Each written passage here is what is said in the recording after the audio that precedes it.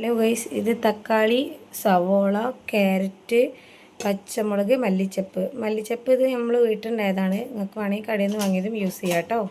ഇതെല്ലാം ഈ ഗോതമ്പ് മുട്ട ഇതിലോട്ട് ആഡ് ചെയ്യണം. ഇനി ഇതിലോട്ട് കുറച്ച് ഉപ്പിട്ട് കൊടുക്കാം. ആവശ്യത്തിനുള്ള ഉപ്പിട്ട് കൊടുക്കുക.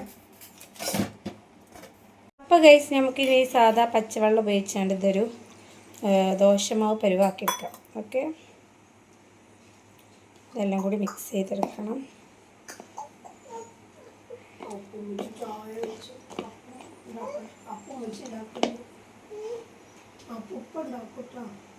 ഗൈസ്, ഞാനിത് അതിലോട്ട് വെള്ളമൊക്കെ ഒഴിച്ച് കറക്റ്റാക്കി വെച്ചിട്ടുണ്ട്. ഇതായി ഒരു പരുവായാൽ മതി.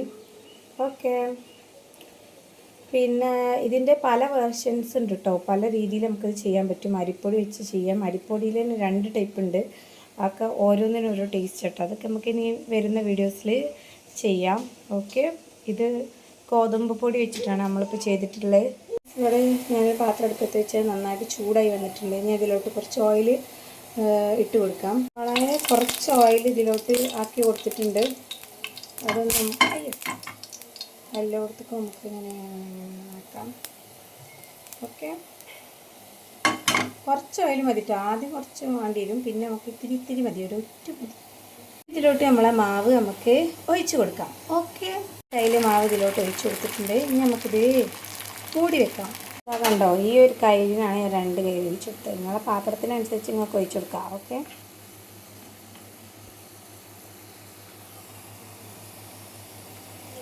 കുറച്ച് നേരം മൂടി വെച്ച് കുക്ക് ചെയ്യുക. എന്നിട്ട് തുറന്നിട്ട് തിരിച്ചിട്ട് കൊടുക്കുക കേട്ടോ. അങ്ങനെയാണ് ഇത് കുക്ക് ചെയ്തെടുക്കുന്നത്. അധികം ഓയിലൊന്നും ആവശ്യമില്ല, വളരെ കുറച്ച് മതി കേട്ടോ. കറിക്കുള്ള സെറ്റപ്പ് ആയിക്കൊണ്ടിരിക്കുകയാണ്. ഇതിലോട്ട് കറി ആവശ്യമൊന്നുമില്ല, എന്നാലും വെറുതെ ഉണ്ടാക്കുന്നതെന്നുള്ളൂ. ഓക്കെ, ഉച്ചക്കുള്ള കറിയാണ് ഗൈസ്, സാമ്പാറാണ്. ഇതിലോട്ട് വേണമെങ്കിൽ യൂസ് ചെയ്യാം. ഇതിലോട്ട് തക്കാളി ചട്നിക്ക് അടിപൊളിയാക്കാരം. എനിക്കിഷ്ടമായിട്ട് കറി കൂട്ടാൻ, പക്ഷെ കറി ഇല്ലാതെ ഞാൻ അത് കഴിക്കാറുണ്ട്.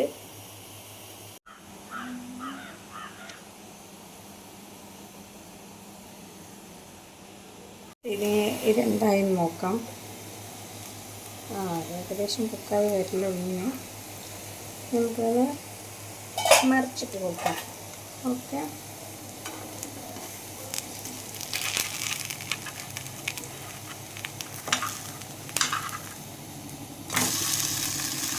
എങ്ങനെയുണ്ട് കാണാൻ? സൂപ്പറല്ലേ? കുറച്ചുകൂടി ഓയിലെടുത്തിട്ട് നമുക്ക് ഈ സൈഡൊക്കെ വേണമെങ്കിൽ നാക്കിയെടുക്കാം. നിർബന്ധമില്ല. ഇതൊന്ന് ഇങ്ങനെ കാട്ടിയെടുക്കാം. അതിന് ഓയിലുള്ള ഭാഗത്തൊക്കെ ആവണം. അപ്പോൾ ആൾക്കാരെ ഇങ്ങനെ അഡ്ജസ്റ്റ് ചെയ്യാം. ഇനി കുറച്ച് നേരം ഒന്നുകൂടി മൂടി വെക്കാം. ആ സൈഡ് കൂടി കുക്കായി വരട്ടെ. ഓക്കെ, ഇതായി നോക്കാം. റെഡി ആയിരുന്നു തോന്നണേ. ഒരു മിനിറ്റ് ഞാൻ മൂടി ഇടാൻ വെക്കട്ടെ. ഓക്കെ,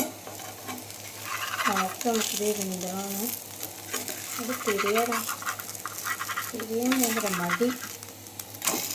ഓ സൂപ്പർ, അടിപൊളിയല്ലേ കാണാൻ? ഇത് വെന്തിട്ടുണ്ട്. നമുക്കിതിനെ വേറെ പ്ലേറ്റിലോട്ട് മാറ്റാം. എന്നിട്ട് അടുത്തത് ഉണ്ടാക്കാം. ഇവിടെ കിടക്കാം. ഓക്കെ, നമുക്ക് അടുത്തത് ഉണ്ടാക്കാം. നോക്കിക്കോളി, ഞാൻ എത്ര എണ്ണ ഉപയോഗിക്കുന്നത്. വളരെ കുറച്ച് കണ്ടോ, ഒരു തുള്ളി ഉള്ളൂ കേട്ടോ. ഇത് മതി 2 ഭാഗം വേവിച്ചാൽ. അതൊഴിച്ചൊന്നും കുറച്ച് നേരം അത് ചൂടാവാൻ വെയിറ്റ് ചെയ്യുന്നു. എന്നിട്ട് ഇങ്ങനെ ആക്കുന്നു. എല്ലായിടത്തും ആയിരുന്നു. മാവ് ഒന്ന് മിക്സ് ചെയ്യണം, അല്ലാതെ അങ്ങനെ എടുത്ത് വയ്ക്കരുത്. ഒന്നങ്ങനെ മിക്സ് ചെയ്യാം. ഇതുപോലെ ഒരു കയ്യിലെടുക്കുന്നു, കയ്യിലോട്ട് വെച്ചിരുന്നു. പിന്നെ രണ്ടാമത്തത് മാറിക്കളഞ്ഞു. രണ്ടാമത്തത് എടുക്കുന്നു, കയ്യിലോട്ട് വെക്കുന്നു. പിന്നെ അങ്ങനെ പരത്തി കൊടുക്കണം. ഇനി ഇത് മൂടി വെക്കാം. ഇനി നമുക്ക് വെയിറ്റ് ചെയ്യാം. ഓടാർന്നേ. Thank you. കണ്ടില്ലേ, ഇത് ഇവിടെ നിന്ന് തന്നെ വന്ന റിവ്യൂ ആണ്. അടിപൊളി സാധനമാണല്ലോ കാണാൻ. കണ്ടില്ലേ ഗൈസ്, ഇതിൻ്റെ ഇതിൻ്റെ പേരൊന്നുമില്ല കേട്ടോ. അതൊരു പത്തിരി അങ്ങനെ അല്ലെങ്കിൽ ദോശ. എങ്ങനെയുണ്ട് എൻ്റെ ദോശ? സുന്ദരനില്ലേ ഗൈസ്? എടുക്കാനോ? ഞാൻ ബിസിയാണ്. നീ പോ, പിന്നെ വാ. No thanks. താല്പര്യമില്ല. തപ്പുത അവിടെ ആദ്യത്തെ ദോശൻ്റെ റിവ്യൂ പറയുന്നത്. എങ്ങനെയുണ്ട് വൈദ്യേ? രസമുണ്ടോ? അടുത്തത് നമ്മൾ മൂടി തുറന്നു. മൂടി തുറക്കുന്ന സമയത്ത് ഇവിടെ ഭയങ്കര ഒച്ചപ്പാടായതുകൊണ്ട് ഞാനത് എടുക്കാത്ത കേട്ടോ. മോൻ അടി വെച്ചപ്പോഴുള്ള നുള്ളി. ഇനി നമുക്ക് തിരിച്ചിടാം.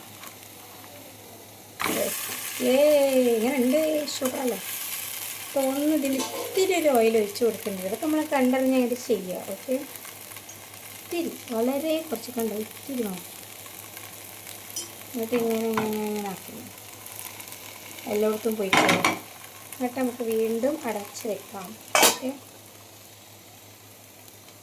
ഗൈസ്, നമ്മൾ ഇതിലിപ്പോൾ ക്യാരറ്റൊക്കെ ഇട്ടിട്ടുണ്ട്. ഇനിയിപ്പോൾ തൽക്കാലം നിങ്ങൾക്ക് ക്യാരറ്റ് കിട്ടിയില്ല എന്നുണ്ടെങ്കിലും എപ്പോഴും എല്ലാ വീട്ടിലും തക്കാളിയും പച്ചമുളകും സവാളയും ഉണ്ടല്ലോ, അത് മാത്രം ഇട്ടാലും മതിയിട്ട് ഞാൻ അങ്ങനെ ഉണ്ടാക്കാറുണ്ട്. ടേസ്റ്റൊന്നും ഒരു കുറവില്ല, നല്ല ടേസ്റ്റ് ഉണ്ടാവും. ക്യാരറ്റും കൂടി ഇട്ടാൽ ഒന്നുകൂടി കളർഫുള്ളാവും, അത്രേ ഉള്ളൂ. ഓക്കെ, അപ്പോൾ നമുക്ക് അടുത്ത ഭാഗം എന്തോ നോക്കാം. പോക ഇതിന് തിരിച്ചിട്ട് നോക്കാം കുക്കായിട്ടുണ്ടോ. ഇല്ലെങ്കിൽ വീണ്ടും അങ്ങനെ തന്നെ തിരിച്ചിട്ട് നമുക്ക് കൊടുക്കാം. റെഡി ആയിട്ടില്ലേ? ആയി നോക്കാം. ഒന്നും കൂടി ഇട്ടേക്കാം. കായില്ലെങ്കിലോ വെച്ച് സങ്കടപ്പെടണ്ടല്ലോ. കുറച്ച് നേരം കൂടി വെക്കാമായിരുന്നു നമുക്ക് തോന്നരുത്. ഓക്കെ, ഒന്നും കൂടി മൂടിക്കാം. വേഗം കുക്ക് ചെയ്യുമ്പോൾ ലോ ഫ്ലെയിമിലായിട്ട് കുക്ക് ചെയ്യേണ്ടത്, അല്ലാതെ ഹൈ ഫ്ലെയിമിലിട്ടാണ്ട് ഞാൻ പറ്റിച്ചെന്ന് പറയരുത് കേട്ടോ. കരിയോ അങ്ങനെ ഇട്ടാൽ ലോ ഫ്ലെയിമിൽ, മീഡിയം ഫ്ലെയിമിലൊക്കെ ഞാൻ ചിലപ്പോൾ ആക്കലുണ്ട്, വലിയ സീൻ ഉണ്ടാവില്ല. അപ്പോൾ ലോ ഫ്ലെയിമിൽ കുക്ക് ചെയ്യാം. അല്ലാഞ്ഞാൽ ഈ ദോശ ഇതേപോലെ ഒന്നും വരില്ല, വേറെ രൂപത്തിലേക്കില്ല വരും, കരിഞ്ഞ്. ഓക്കെ, അപ്പം നമുക്ക് രണ്ടാമത്തേനെ ഇട്ടിടാം. എന്ത് രസമുണ്ട് കാണാൻ. വാ, ഇനി അടുത്തത് ഉണ്ടാക്കാം. നിങ്ങൾക്കിപ്പോൾ ഇത്ര കണ്ടാൽ പോരെ ഗൈസ്, കാരണം ഉള്ളുണ്ടാക്കണ കണ്ടാൽ ബോറടിച്ചില്ലേ. അതുകൊണ്ട് ഞാൻ ഇപ്പോൾ നിർത്താൻ പോവാണ് വീഡിയോ. ബാക്കി ദോശ ഞാൻ ചുട്ടോളാം, നിങ്ങൾ കാണണ്ട. ഓക്കെ,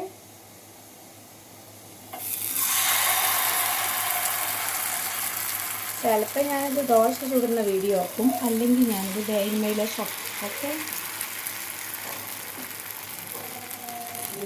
ഇത് മൂടിക്കാം.